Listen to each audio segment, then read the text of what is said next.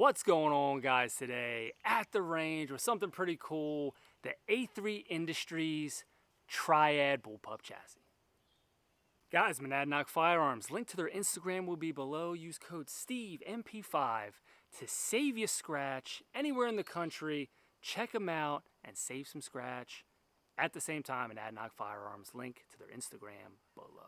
Alright, so if you guys have followed my channel or my content for a while, you know I really dig A3 Industries. I've been getting stuff from them for years, ever since they first came out, just doing like little grips and stuff. I really love seeing how far they've come in their journey on just manufacturing and the whole like product design and all that stuff. It's really cool. So I think it's been probably almost 2 years now. The Triad Bullpup system was released. And I covered a little bit at this past year's SHOT Show 2025 at their booth, and they got so many cool configurations, short, long, the whole thing, SBRs, you know, the whole thing. It's really a really cool chassis system. So I finally picked one up, and I want to go over this thing today, and we're going to talk about what it is, kind of how it works. So the base of this rifle is an 18-inch upper from Foxtrot Mike. So there's a handful of uppers, and it's on their website, you can check that out, but that will work with this system because it has to be like a bufferless system. And the Foxtrot Mike system, at least on this version, is. Not sure if it's on all their lines completely, but on this particular upper, it is bufferless, so you're not running a buffer tube. Now, I went with an 18-inch because I have a 16-inch in the Springfield Hellion VHS-2. I dig it. So the Springfield Hellion really changed my mind on bullpups. Never really owned a bullpup before that. Never really shot one. Shot an AUG and stuff, but you know, just wasn't really my thing. But the Hellion was really cool, and I just dug that platform. So I was like, I want to really give theirs a try and see if, again, I'm really digging a bullpup.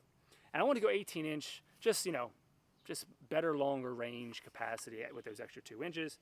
And the funny thing is, 18-inch barrel with this disavowed Badger 3, and this is a long can. I think it's like an 8-inch long can. This overall footprint is the same as my 11-inch 416 setup with the silencer on. So this and an 11-inch 416 is basically the exact same length. I think that's pretty cool. So putting this thing together really isn't for the faint of heart. Me and a buddy of mine tried to put this thing together, and I didn't realize that there was a video tutorial on like the steps on how to do that.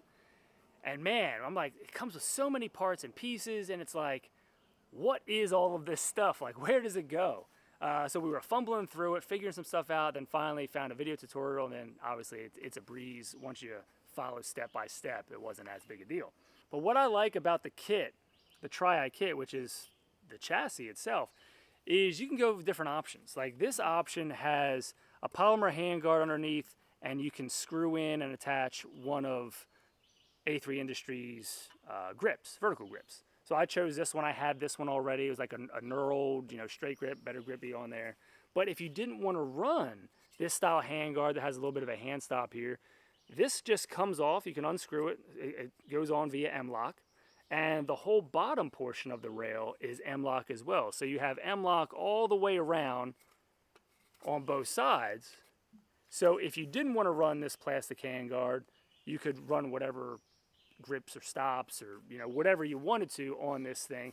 But I thought that was kind of cool that it was made for this, has a little hand stop. Plastic is gonna do better with like heat mitigation, as far as like if you're really shooting this thing, it's gonna get warm. The polymer, it's gonna withstand feeling that longer.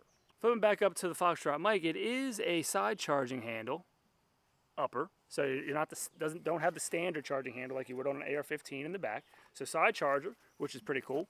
It pops out kind of like a G36, charge it, and then it goes forward. Ambi safety selector on both sides. Magazine release over here. Bolt release is up here. So when you're putting in that mag, come in with the mag up top, hit the bolt release, going home. So here, mag, bolt release.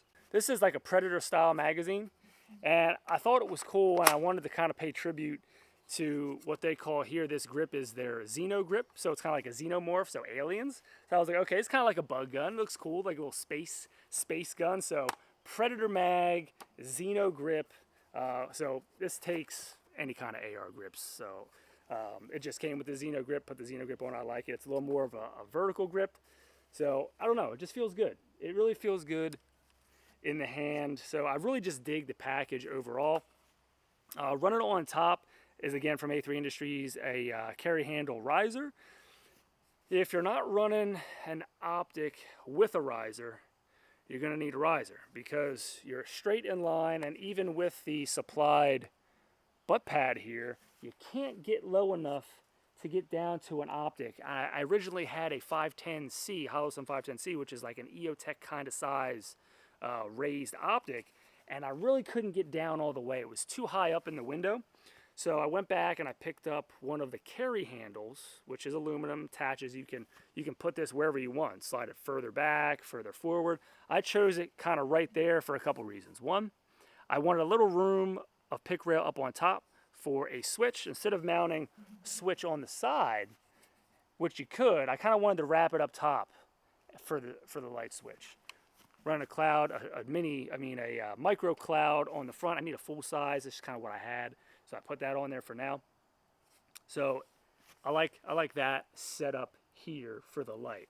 Another reason I did that is because the charging handle, while this doesn't get in the way of it, the mounting points here, if I put it further back and had a lot of room up front, what you run into is the portion here where it like folds down. This folding portion, that's coming up on camera. The folding portion gets in the way of this. So it's a little tight and it kind of wants to stick, and I didn't like that. So I wanted to make sure it was far enough forward where I could still get to the charging handle and operate it completely and still had some room up top, because running it all the way back, then you're kind of like, it's there. I don't know. I just didn't like it. It might be your preference.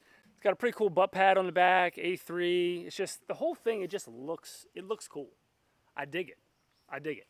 Let's do a little bit of shooting and just kind of call it a video. I think it's a really slick setup. You got to check out the website because, man, they really trick these things out with launchers, with, laser devices, the whole thing. Like, they look so freaking cool on the website. You see it and you're like, man, I want that. Like, I really just love the way it looks, the aesthetics of it. So I'll build this out eventually. This is kind of just a normal setup, silencer on the end, light and switch, and optic. I really like the way it kind of gives it that bug gun, that alien type of gun vibe. So let's shoot it.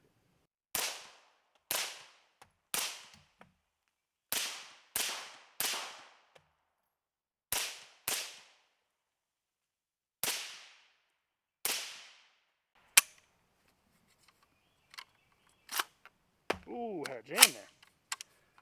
See what that, pick that up, see what that is.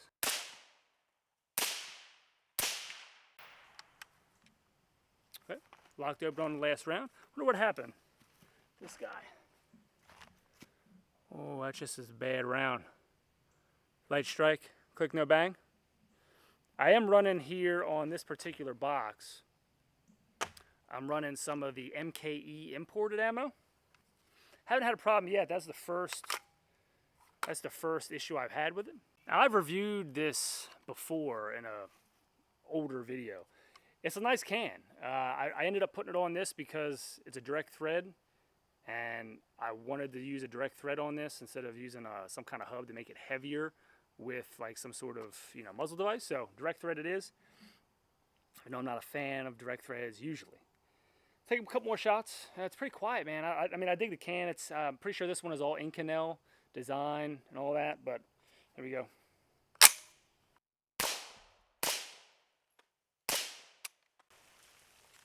Dude, I have luck here. Another one. Another click, no bang. Crazy. All right, guys, that's really it. I just kind of wanted to bring this out here and highlight the coolness that the Triad chassis is. And check out their website with all of the photos, how they have them set up and all the different configurations and lengths, because it is so freaking cool. I mean, it just looks so much like a space gun, a bug gun, and it's like, you see those pictures, and if you love aesthetics, you're like, I need that. So eventually, this will be built out with something really cool. I'm not sure how I'm gonna do it yet, but at least we got the optic, and at least we got a light on there and a can for starters. I'm probably gonna change this optic out for maybe like an LPVO type of, I don't know, something that I can reach out a little further since it has that 18-inch capability. I can really stretch it out, so that's probably the direction I'll go. But even just for this, small optic, looks pretty cool. All right, guys, don't forget Steve MP5 on the Instagrams. See you next time.